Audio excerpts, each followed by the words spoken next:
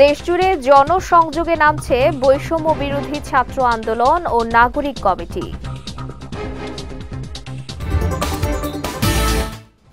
সাতপন্থীদের ইস্তেমা করতে না দেওয়ার আহ্বান মাওলানা মামুনুলের। 31 জানুয়ারি থেকে টঙ্গীতে প্রথম দফার ইস্তেমা। এবং 2024 সালে নৌ, রেল ও সড়ক দুর্ঘটনায় প্রাণ গেছে 9237 জনের।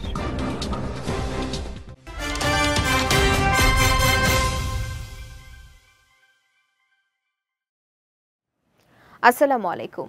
বিজয় রাতের সংবাদে আমন্ত্রণ জানাচ্ছি আমি সঞ্জিদা আজিজ। শুনছিলেন শিরোনাম, এবারে বিস্তারিত।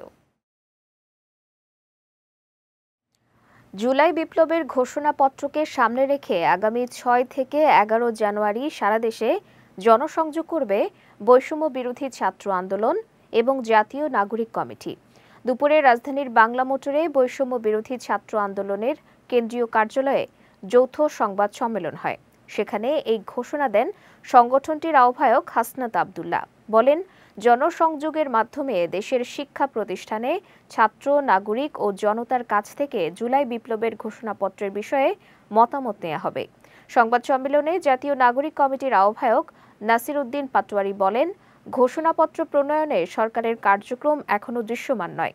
তবে ঘোষণাপত্র প্রণয়নে সব রাজনৈতিক দলগুলোর ইতিবাচক সাড়া ও সহযোগিতা রয়েছে। এ সময় মানুষের আশা আকাঙ্ক্ষার প্রতিফলন ঘটাতে বিপ্লবের ঘোষণাপত্র প্রণয়নে সবাইকে ঐক্যবদ্ধ হওয়ার আহ্বান জানান তিনি। বৈষম্য বিরোধী ছাত্র আন্দোলন ও জাতীয় নাগরিক কমিটি আগামী 6 জানুয়ারি থেকে 11 জানুয়ারি পর্যন্ত দেশব্যাপী আমরা কর্মসূচি ঘোষণা করছি। এই কর্মসূচিতে আমরা দেশব্যাপী জনসংযোগ কর্মসূচি বা মানুষের কাছে যাওয়া বা আমরা কর্মসূচি ঘোষণা করছি, যেখানে আমরা মানুষের কাছে লিফলেট বিতরণ করব, আমরা সমাবেশ করব এবং বিভিন্ন মাত্রার জনসংযোগ করব। কারণ এই প্রোক্লেমেশন অফ রেভলিউশন আশা আকাঙ্ক্ষা, মানুষের যে আশা আকাঙ্ক্ষা রয়েছে সেটি কি বিষয়ে, তারা কি দেখতে চায় এই প্রোক্লেমেশনে, সেটির প্রতিফলনের জন্য আমরা মানুষের কাছে আমরা আমাদের জায়গা থেকে ছুটে যেতে চাই।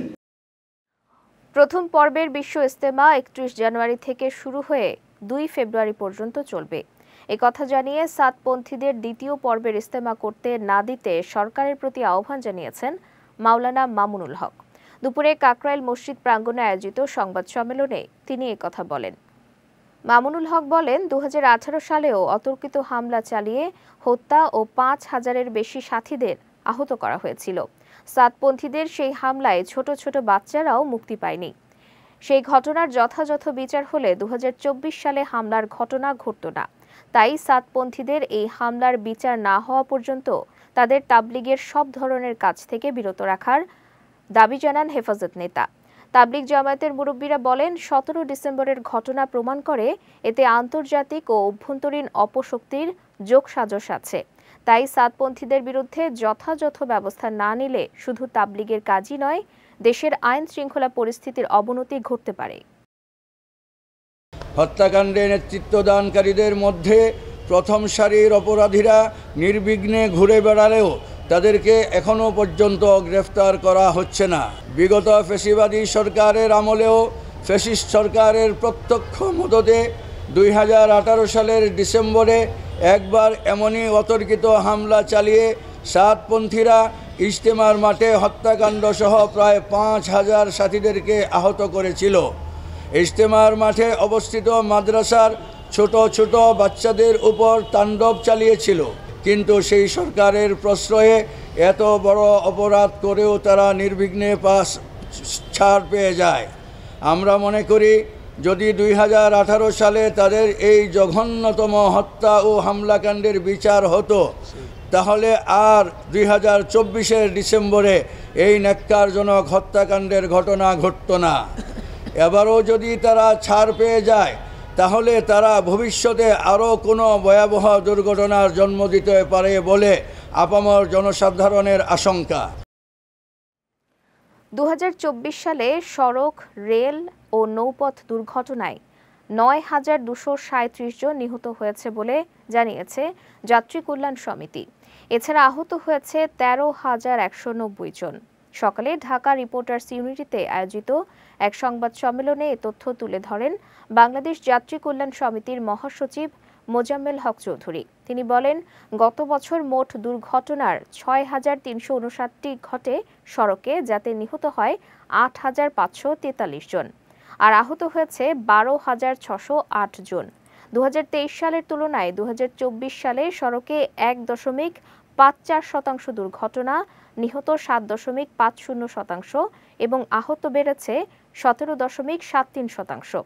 এ সময় সড়ক দুর্ঘটনার কারণ হিসেবে বেপরোয়া গতি, বিপজ্জনক ওভারটেকিং সহ মোট ২২টি কারণ তুলে ধরেন তিনি।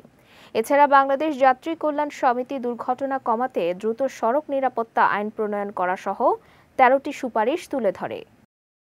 বিদায়ী ২০২৪ সালে ৬,৩৫৯টি দুর্ঘটনায় ৮,৫৪৩ জন নিহত, ১২,৬০৮ জন আহত হয়। বিগত ৯ বছরে নিবন্ধিত যানবাহনের পাশাপাশি ইজিবাইক, মোটরসাইকেল, থ্রি হুইলার সরকারের নিষেধাজ্ঞা অমান্য করে সড়কে মহাসড়কে অবাধে চলাচলের কারণে সড়কের দুর্ঘটনা এবং প্রাণহানি বেড়েছে। ২০২৩ সালের তুলনায় ২০২৪ সালে সড়কে দুর্ঘটনা ১.৫৪%, নিহত ৭.৫০%, আহত ১৭.৭৩% বেড়েছে। সংস্কার ছাড়া যেমন নির্বাচন হবে না, তেমনি নির্বাচন ছাড়াও অনেক সংস্কার হবে না, এ মন্তব্য করেছেন গণসংহতি আন্দোলনের প্রধান সমন্বয়কারী জুনায়েদ সাকি। সবার সাথে আলোচনা করে দ্রুত নির্বাচনের সময়সীমা নির্ধারণেরও আহ্বান জানান তিনি।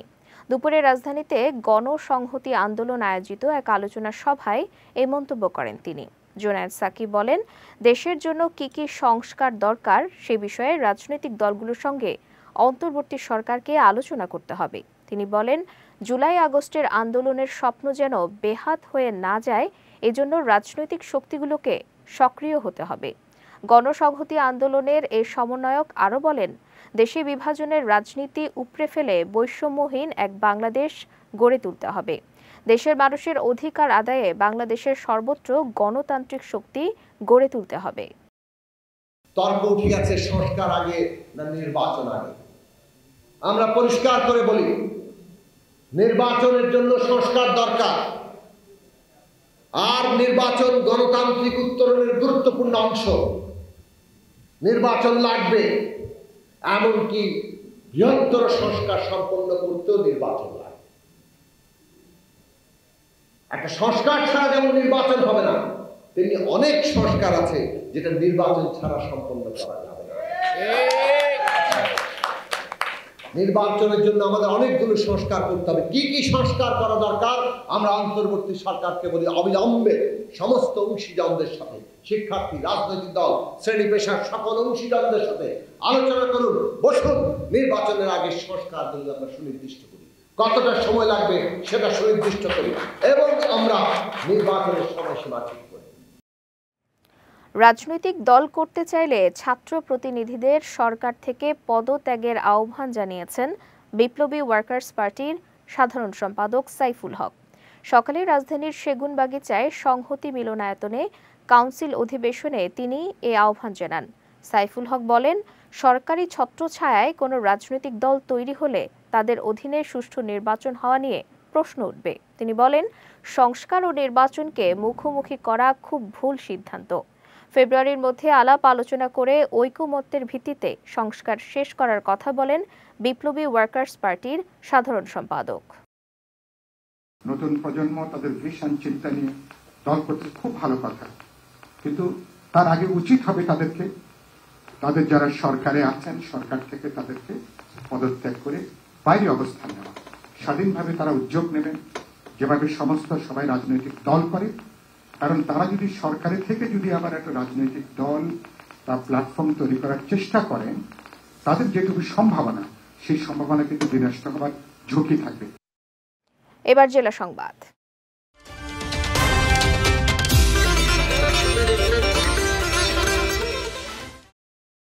ক্ষমতায় গেলে দখলবাজ, চাঁদাবাজ মুক্ত দেশ গড়বে জামায়াতে ইসলামী, এমন মন্তব্য করেছেন দলটির আমির ডাক্তার শফিকুর রহমান।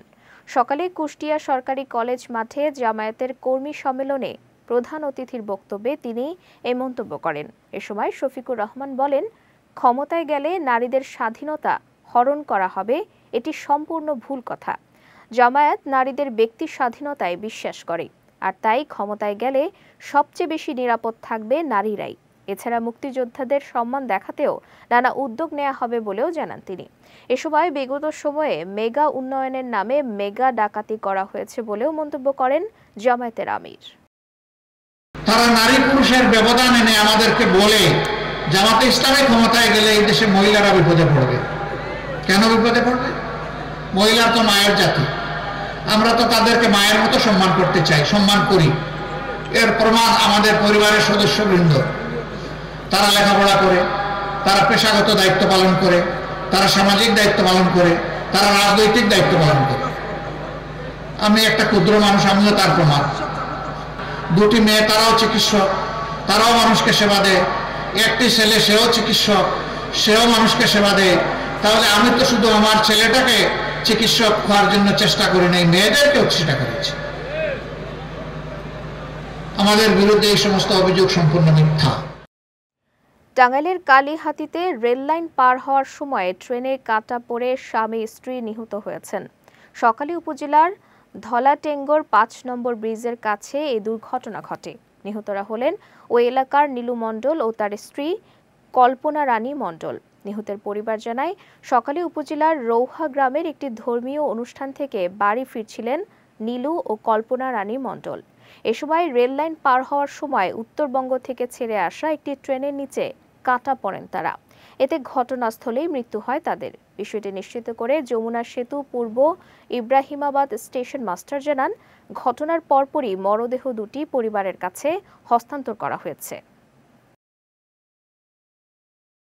বাংলাদেশের মানুষের জন্য নয়, 7 সিস্টার্সকে বাঁচাতেই ভারত মুক্তিযুদ্ধে সহায়তা করেছিল বলে মন্তব্য করেছেন বৈষম্য বিরোধী ছাত্র আন্দোলনের অন্যতম সমন্বয়ক সার্জিস আলম।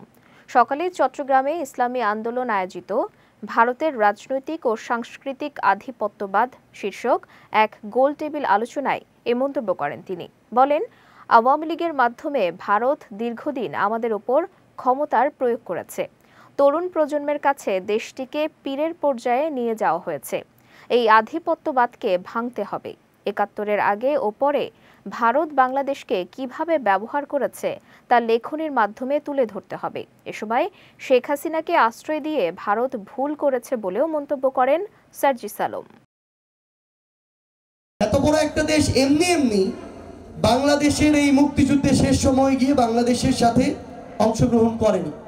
আমার এই তরুণ প্রজন্মকে বোঝাতে হবে কিভাবে নিজের যে প্রতিদ্বন্দ্বী রাষ্ট্র পাকিস্তান, সেই পাকিস্তানকে দ্বিখণ্ডিত করার যে সবচেয়ে বড় অন্তর্নিহিত ইচ্ছা, সেই ইচ্ছার বহিঃপ্রকাশ 1971 সালে ভারত করেছে।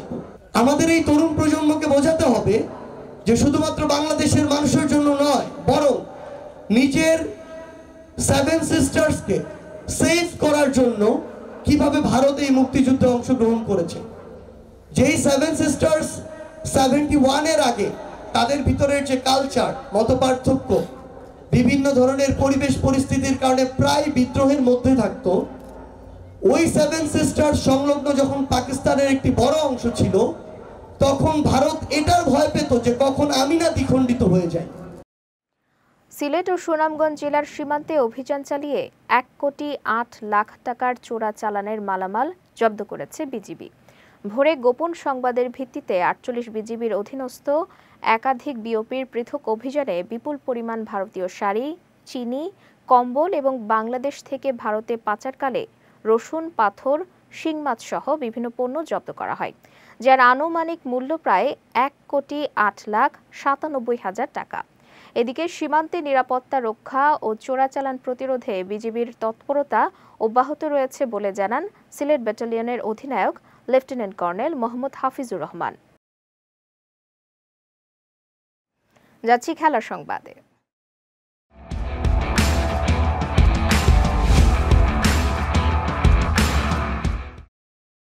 শেষ হয়েছে বাংলাদেশ প্রিমিয়ার লিগ বিপিএল এর ঢাকার প্রথম পর্বের প্রাথমিক খেলা।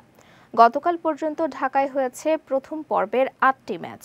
সিলেট পর্বের বিপিএল শুরুর আগে এখন পর্যন্ত ৩ ম্যাচের সবকটি জিতে ৬ পয়েন্ট নিয়ে টেবিলের শীর্ষে আছে রংপুর।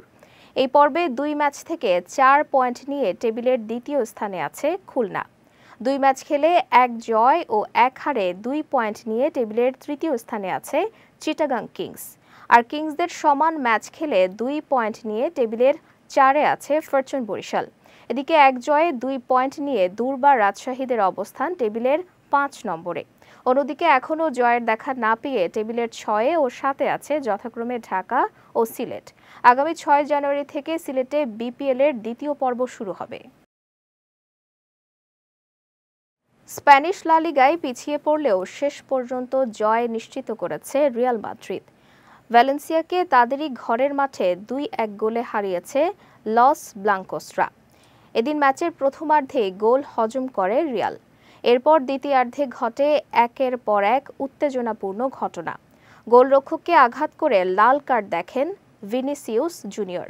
এদিকে ম্যাচে পেনাল্টিও মিস করেন জুড বেলিংহাম। পরে রিয়ালের এমন বাজে সময়ে হাল ধরেন লুকা মডরিচ। বদলি নেমে দলকে সমতায় ফেরান এই অভিজ্ঞ মিডফিল্ডার। আর যোগ করা সময়ে গোল করে ২-১ ব্যবধানের জয় নিশ্চিত করেন বেলিংহাম। এই জয়ে ৪৩ পয়েন্ট নিয়ে টেবিলের শীর্ষে উঠে এসেছে রিয়াল মাদ্রিদ। বিজয় রাতের সংবাদ শেষ করার আগে শিরোনামগুলো দেখে নিচ্ছি আরও একবার।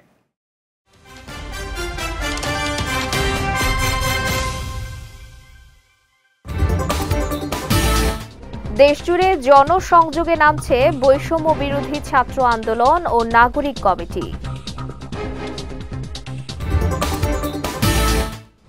সাতপন্থীদের ইস্তেমা করতে না দেওয়ার আহ্বান মাওলানা মামুনুলের। ৩১ জানুয়ারি থেকে টঙ্গীতে প্রথম দফার ইস্তেমা। এবং ২০২৪ সালে নৌ, রেল ও সড়ক দুর্ঘটনায় প্রাণ গেছে ৯,২৩৭ জনের।